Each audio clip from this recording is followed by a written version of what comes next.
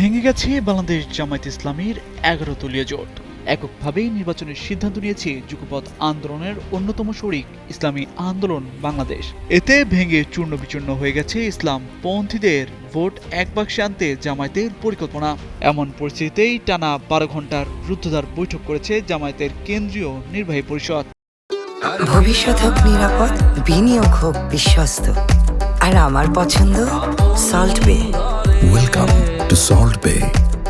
শনিবার রাজধানীর মগবাজারের দলটির কেন্দ্রীয় কার্যালয়ে সকাল ৯টায় শুরু হয়ে রাত ৯:৩০ পর্যন্ত এ বৈঠক চলে। জামায়াতে ইসলামীর আমির ডক্টর শফিকুর রহমানের সভাপতিত্বে দলের কেন্দ্রীয় নির্বাহী পরিষদের বিশেষ বৈঠক অনুষ্ঠিত হয়েছে। বৈঠকে দলের নায়েবে আমির, সেক্রেটারি জেনারেল, সহকারী সেক্রেটারি জেনারেল এবং কেন্দ্রীয় নির্বাহী পরিষদের সদস্যরা উপস্থিত ছিলেন।